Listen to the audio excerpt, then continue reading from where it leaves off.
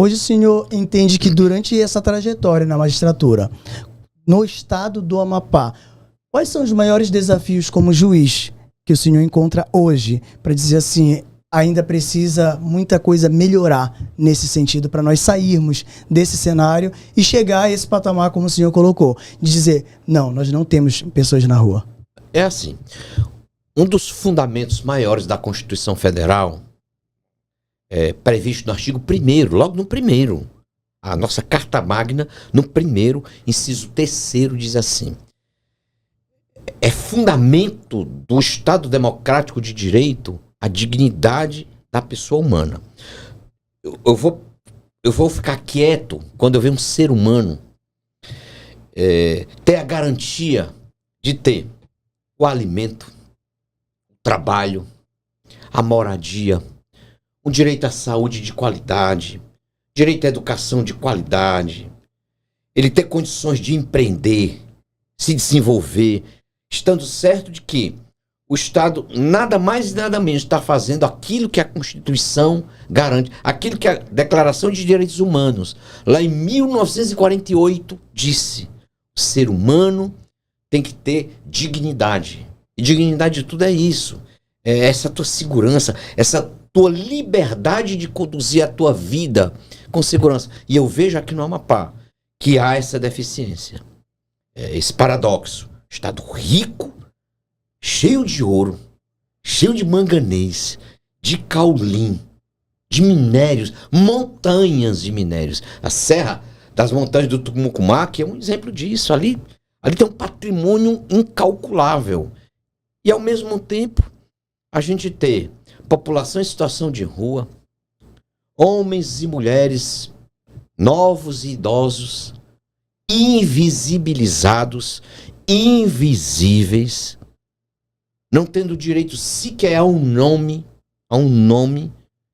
Isso é uma grande violência, isso me incomoda demais. Eu queria, aí, Giovanni, eu queria isso, que como juiz, que vê o direito, que vê o justo, aquele princípio que diz na Constituição Federal, no artigo 5º, todos nós somos iguais perante a lei. Como assim?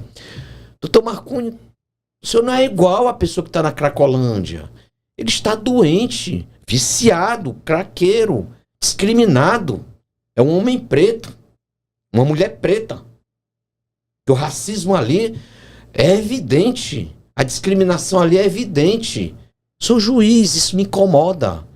Porque eu estou, como juiz, e sendo pago para ser juiz, para estabelecer na cidade a paz social. Como é que eu vou ter paz social se eu estou vendo essa cultura da discriminação, das diferenças, país dividido entre miseráveis e ultra miseráveis? Então, isso não é possível. A gente tem que ficar inquieto sempre, não só o magistrado, mas o jornalista, o empresário, e dizer o que é que eu posso fazer para ajudar. Enquanto dono de empresa, aonde é que eu posso entrar? Enquanto influenciador, o que é que eu posso ajudar? Onde é que eu posso fazer com que as pessoas enxerguem que o Chico 20, que foi assassinado há uma semana, catadorzinho de lata, que levou 2 tiros covardemente por ter juntado uma latinha perto de alguém o empurra na lama e dá 2 tiros. Chico 20 era um ser humano, idoso, monocular. A gente ia conseguir para ele um registro de nascimento, para dizer que o nome dele era Francisco, e que o Francisco tinha direito a receber um BPC, uma assistência social, para ele ter garantido um dos princípios maiores da Constituição Federal, que é a dignidade da pessoa humana. Foi o que fizeram com Chico 20, com o seu Francisco. Mataram, eliminaram, como se ele fosse o lixo da sociedade. Isso me incomoda. Como magistrado, como ser humano, como pai, como homem religioso, isso me incomoda. Eu não consigo ser plenamente feliz se eu vejo do meu lado pessoas jovens se prostituindo no mundo das drogas e eu de braços cruzados sem fazer nada. Eu faço. Eu me movimento. Eu levo uma sopa, eu levo um creme dental, eu levo um cobertor. Ah, mas isso é assistencialismo. Dai comida a quem tem fome. Dai cobertor a quem tem frio. E eu vou lá e faço. E aproveito nessa relação que eu faço com essas pessoas. Pergunto o que é que ela está precisando de mais. É de um abraço? Eu dou.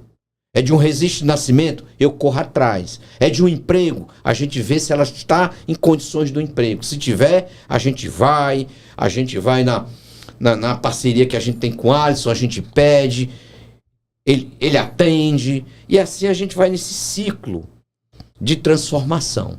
Então, a minha vida toda foi assim, porque eu vivi isso, a discriminação, por ser nordestino pobre, não é?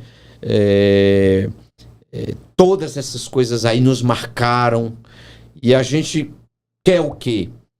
Que aquilo que aconteceu com a gente, que doeu, que a gente viu na pele, o sofrimento, as dificuldades para ter o que comer em casa. É muito ruim quando a gente tem em casa aquela comidinha contada.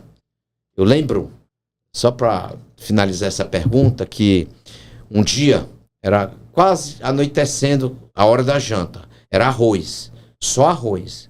Aquele arroz bem quentinho, aquele cheiro de arroz. E todos os irmãos, as irmãs com fome. Aí eu lembro que a mamãe servia logo o caçulinha, eu era o caçula.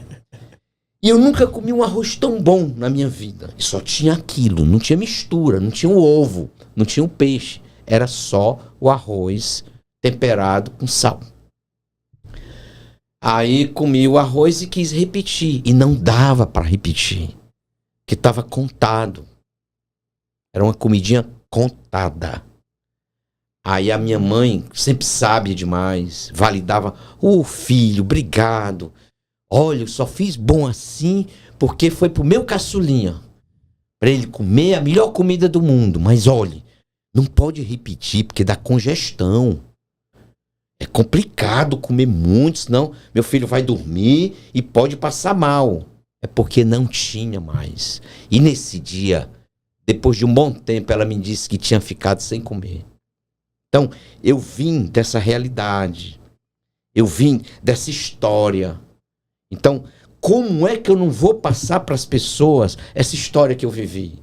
Como é que eu não vou ter solidariedade pelo Chico XX que foi assassinado? Um senhor que caiu nas drogas, que precisava de uma mão, é doente, está doente, doente mental. Então é assim.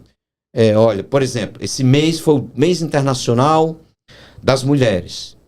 A gente fez coisas lindas, caminhadas, debates, podcasts. E as meninas da rua? Como é que elas estão? Alguém as chamou para o debate? Perguntaram elas como é que elas estão? Como é que estão os filhos que elas pariram? Às vezes, muitas vezes, vítima até de estupros coletivos. Coletivos. E aí?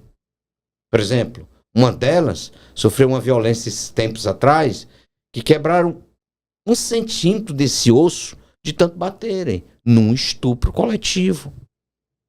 Estão lá, pelas calçadas frias e duras, pelas construções abandonadas, faltando o mínimo necessário, pelo menos de dizer assim, olha, agora você é mãe, eu vou proteger a criança, porque o Estatuto da Criança e do Adolescente me recomenda proteção integral, tá certo, mas eu vou cuidar também da senhora. A senhora precisa de um tratamento. A senhora precisa de um psiquiatra, de um psicólogo, de um terapeuta, de um bom remédio, para a senhora criar o seu filho com o mínimo de dignidade. Isso aí nos alerta para que a gente, em todas as nossas parcerias, a gente tente mudar a vida dessas pessoas. E estamos conseguindo. Muito devagar, mas estamos conseguindo.